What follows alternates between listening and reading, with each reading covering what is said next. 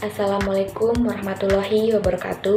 Perkenalkan, saya Wina Nurhayati, stambuk A251200115. Di sini saya akan menjelaskan tentang perawatan alat-alat laboratorium. Perawatan adalah kegiatan yang dilakukan untuk meningkatkan, mempertahankan, dan mengembalikan peralatan dalam kondisi yang baik dan siap pakai. Pada umumnya, perawatan dibagi atas dua bagian, yaitu perawatan terencana dan perawatan tak terencana. Perawatan terencana didefinisikan sebagai proses pemeliharaan yang diatur dan diorganisasikan untuk mengantisipasi perubahan yang terjadi terhadap peralatan di waktu yang akan datang. Pemeliharaan terencana adalah jenis pemeliharaan yang diprogramkan, diorganisir, dijadwalkan, dianggarkan, dan dilaksanakan sesuai dengan rencana, serta dilakukan monitoring dan evaluasi. Pemeliharaan tidak terencana adalah jenis pemeliharaan yang bersifat perbaikan terhadap kerusakan yang tidak dapat diperkirakan sebelumnya.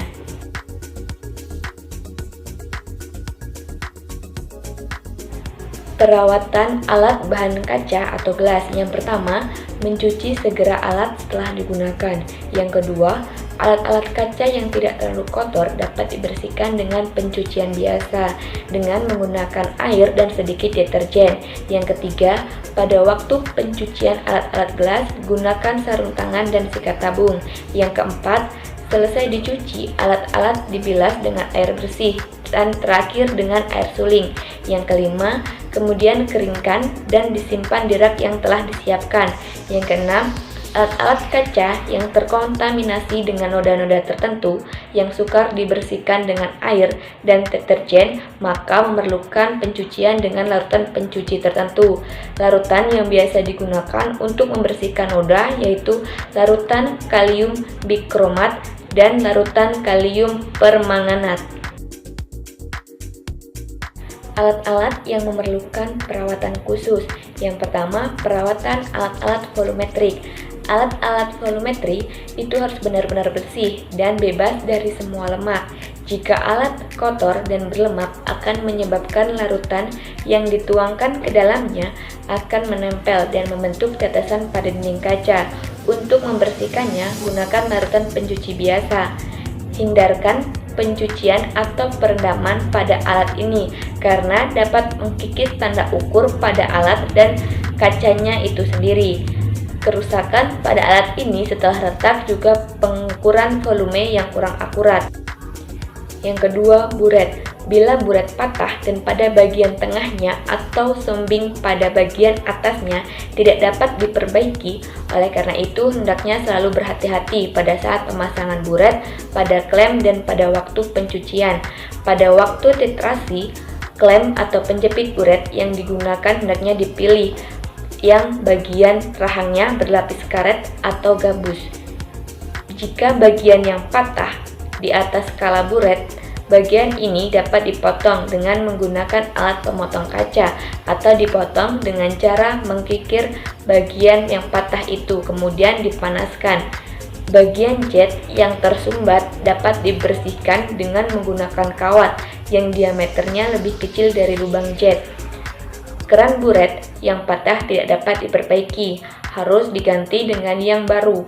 Untuk menghindari keran buret yang macet, setelah dibersihkan, hendaknya keran diolesi dengan vaselin. Untuk menghindari kotoran pada buret dapat dilakukan pencucian, baik dengan metode pencucian biasa maupun khusus. Agar buret selalu bersih setelah digunakan harus segera dibersihkan, dikeringkan, dan disimpan dengan cara yang benar di tempatnya. Yang ketiga, neraca. Apabila neraca tidak seimbang, untuk menyeimbangkannya kembali dilakukan dengan cara memutar-mutar skrup sampai penunjuk pas pada garis keseimbangannya dan mengurangi atau menambah peluru yang ada di bagian bawah piring. Piring neraca kotor dapat dibersihkan dengan air hangat yang mengandung deterjen. Untuk menghindari piring neraca terkontaminasi dengan zat, maka pada waktu menimbang gunakan botol timbang dan jangan sekali-kali menimbang zat tanpa alas. Yang keempat yaitu termometer. Untuk menjaga agar termometer tidak terjatuh saat diambil, pada ujung atas termometer hendaknya diberi benang. Pada waktu termometer dipakai mengukur suhu cairan, termometer hendaknya tidak digunakan sebagai pengaduk. Ketika digunakan untuk mengukur suhu cairan, bola termometer tidak disentuhkan pada dasar wadah. Termometer hendaknya disimpan dalam bungkusan berupa selubung atau pada kotaknya yang terbuat dari dos. Simpan termometer secara horizontal di lemari atau laci. Jika ada tanda skala pada termometer pudar atau terhapus, untuk memperjelas kembali dapat dilakukan dengan pengecetan dan menghitamkan dengan timbal pensil atau pensil lunak.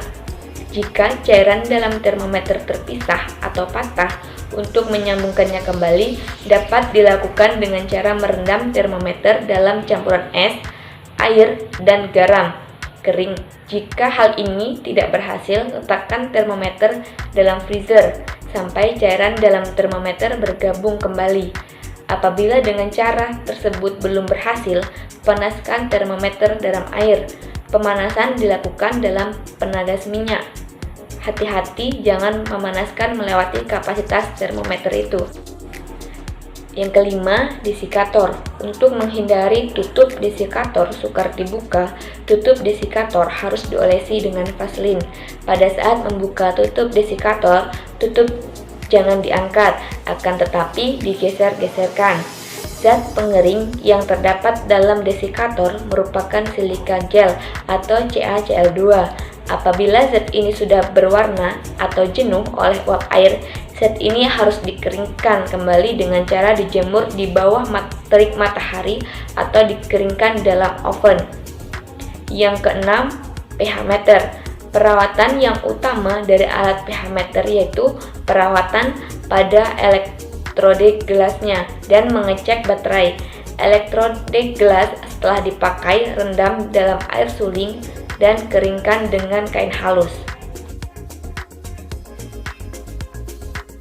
Selanjutnya yaitu perawatan alat logam. Risiko alat dan bahan logam adalah perkaratan atau korosi karena oksigen di udara dan kelebihan air. Perawatannya yaitu dengan cara mengecat seluruh permukaan logam atau diberi vaselin, pelumas atau pelicin. Penyimpanan harus di tempat yang kering yang bisa dibuat dengan memasang lampu atau zat higroskopis seperti CaCl2 dan silika gel.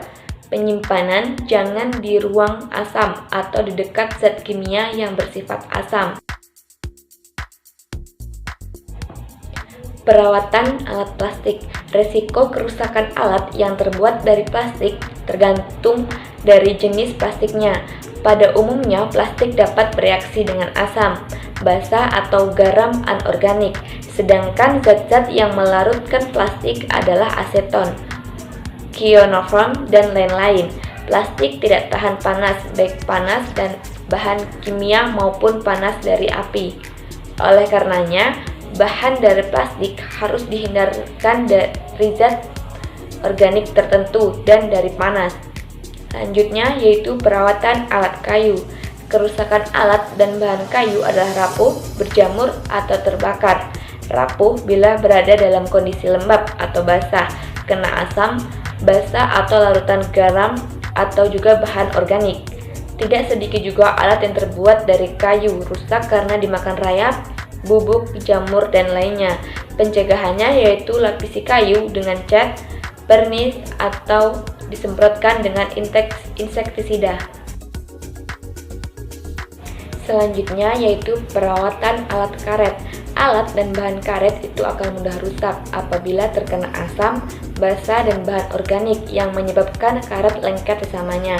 Demikian minyak bumi dan sejenisnya yang dapat mengembangkan karet sehingga sifat elastisitas karet menjadi bilang.